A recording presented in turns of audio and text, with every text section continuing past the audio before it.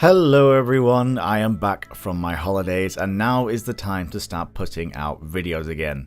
Before I left, I uploaded a buyers beware for Honor video and for some reason it really took off. If you've been here a while, you know I don't get nearly as many views as that for a video, so to have that reached and that level of exposure is really strange but a nice feeling, especially it not being a Dark Souls related video, which is what my channel is known for. So thank you guys so much for that. In that video I voiced my distaste for premium games that include microtransactions, and I still do strongly dislike that, and I stick by to what I said. They're a plague on today's gaming industry that needs to be eradicated, but it's important when giving an opinion on something, which is what my channel is based on, is to admit when you're wrong. Well, at least somewhat wrong. In that video I went off on a rant about how you could purchase steel for Honor's in-game currency for real life money, and that was then used to purchase gear with different stats affecting your character in a minimalistic way. And before I go on, these are not just cosmetic items, they just simply aren't.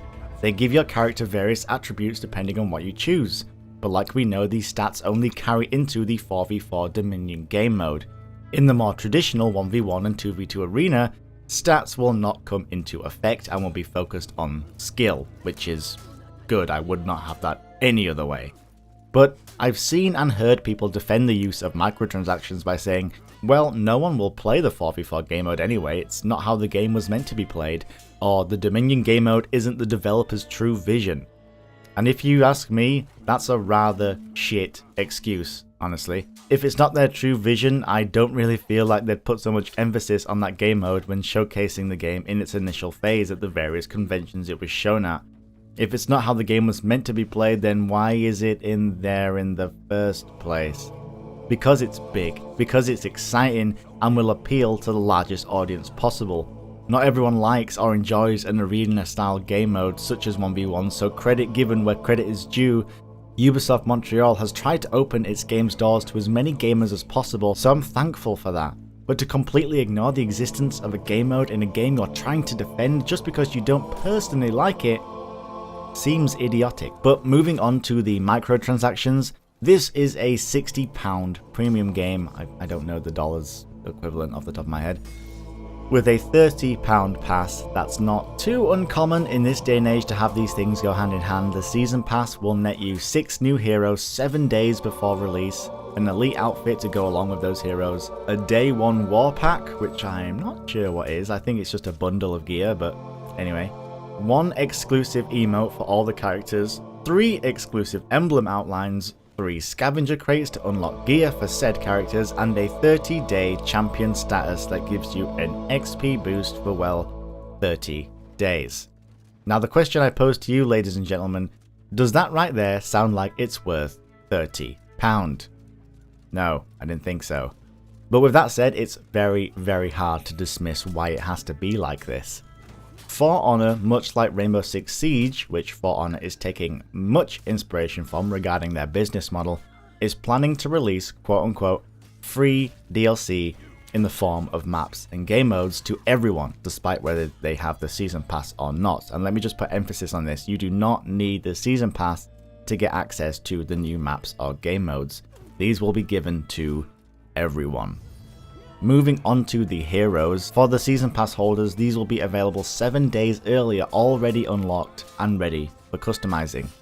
The players without the season pass will have to wait those extra 7 days to then unlock them with steel to be able to customize them.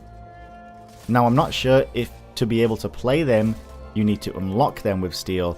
I'm just basing my knowledge on what we already have access to, but my guess would be you can play these heroes when they're released, but in order to customize them, you would need to fork up the steel to do so, to change their gear, etc. But the biggest kick to the testes is the champion status, the XP boost for a set amount of days. This is a freemium pay-to-play system that does not belong in a premium game. It just doesn't, even with the free DLC. The only good thing to come out of this is the player base not being divided when new maps drop. In recent years, when expansions come out, and if you weren't able to afford said expansion, which would make perfect sense as the price of these things are on the up, you'd be somewhat left behind. But is that enough to justify all these freemium-esque things in a premium game? The XP boost, the purchase of in-game currency. Now bear in mind, the in-game currency can be obtained by just playing, thank God. I think we'd have a real shit show on our hands if that wasn't the case. But I'm going to throw this question over to you because personally, although we are getting new maps and game modes for free, I don't know why it feels so weird saying that. I don't think this business model works in favor for the consumer, but it's certainly on the right track to do so. I feel as though refinement is needed, and I don't think the season pass should exist. Stick to your guns and either have that pass and no microtransactions or vice versa. But that's just my personal opinion, and because these videos are all about having a discussion, I'll pass that on to you folks. Now before I leave you for the day, I just want to say, why do we know more about the DLC than the actual game?